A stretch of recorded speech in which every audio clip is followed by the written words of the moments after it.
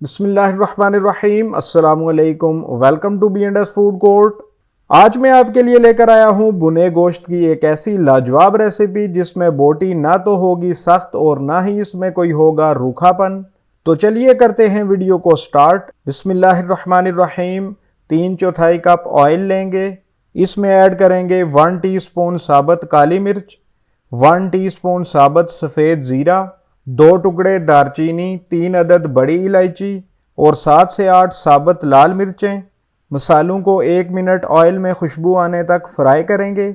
मसालों की खुशबू आना शुरू हो गई है। अब ऐड करेंगे स्लाइसिस में कट किए हुए 3 मीडियम साइज प्याज। मीडियम फ्लेम पर प्याज को ट्रांसलूसेंट कर लेंगे, मतलब इसे ब्राउन नहीं करना, बस इसका कच्चापन ख़त्म करना है। प्याज ट्रांसलूसेंट हो चुका है। अब ऐड करेंगे 2 टेबलस्पून कुटा हुआ लहसुन। मीडियम फ्लेम पर लहसुन का भी कच्चापन दूर करेंगे।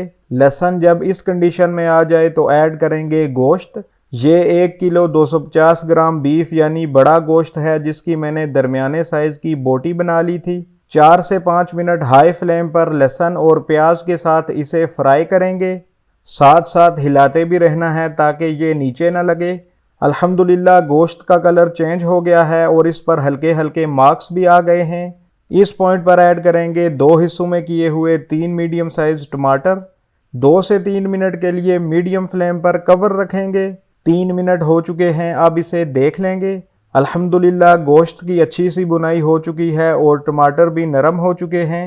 अब इसमें शामिल करेंगे 2.5 कप पानी। अब 18 से 20 मिनट के लिए इसे प्रेशर देंगे। कुकर की टाइमिंग गोश्त की क्वालिटी पर डिपेंड करती है। अगर आपका गोश्त अच्छा है तो ये टाइमिंग इनफ है, अदरवाइज़ आप ज़्यादा टाइम के लिए भी कुकर लगा सकते हैं। 18 मिनट के बाद प्रेशर को रिलीज़ करके इसे देख लेंगे।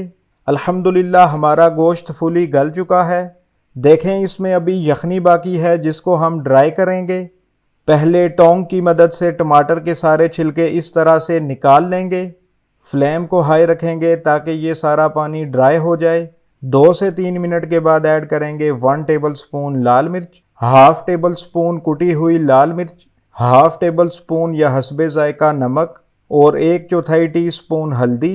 अच्छे से हिला लेंगे और मसालों को पकने देंगे। फ्लेम को हाई ही रखना है और इसे कवर नहीं करना ताकि ये जल्दी से ड्राई हो जाए। अल्हम्दुलिल्लाह 90% तक पानी ड्राई हो चुका है। अब हम इसमें ऐड करेंगे 1 टेबलस्पून कश्मीरी लाल मिर्च, 1 टेबलस्पून धनिया पाउडर। अच्छी तरह हिला लेंगे और मज़ीद 1 से 2 मिनट पका लेंगे। अल्हम्दुलिल्लाह सारा पानी ड्राई हो चुका है। अब हम इसमें ऐड करेंगे 1 कप फेंटा हुआ दही। दही डालने से टेस्ट में भी इजाफा होगा और ग्रेवी स्मूथ हो जाएगी। मिक्स कर लेने के बाद दही का पानी ड्राई होने तक मीडियम फ्लेम पर कवर करके इसे पका लेंगे। 3 से 4 मिनट के बाद इसको देख लेंगे। अल्हम्दुलिल्लाह देखिए ऑयल सेपरेट हो गया है, सारा पानी खुश्क हो चुका है। इस पॉइंट पर ऐड करेंगे 8 से 10 दरमियान से कट की हुई हरी मिर्चें।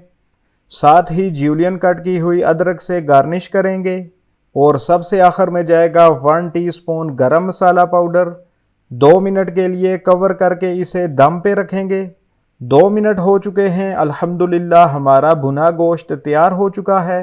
अब फ्लेम को ऑफ करके इसे डिश आउट कर लेते हैं। अल्हम्दुलिल्लाह डिश आउट हमने कर लिया है। माशाअल्लाह बहुत ही लाजवाब लग रहा है। देखा आपने, ये निहायत ही आसान और जल्दी से बनने वाली रेसिपी है।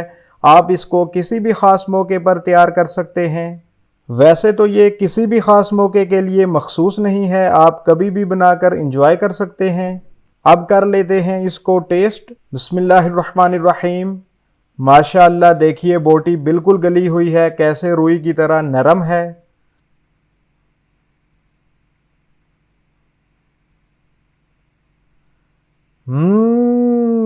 बहुत लाजवाब है, बहुत शानदार है।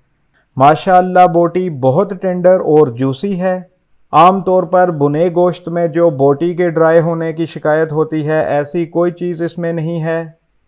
इस रेसिपी को आपने लाजमी बनाना है। वीडियो को लाइक, शेयर और चैनल को सब्सक्राइब करना बिल्कुल ना भूलिएगा।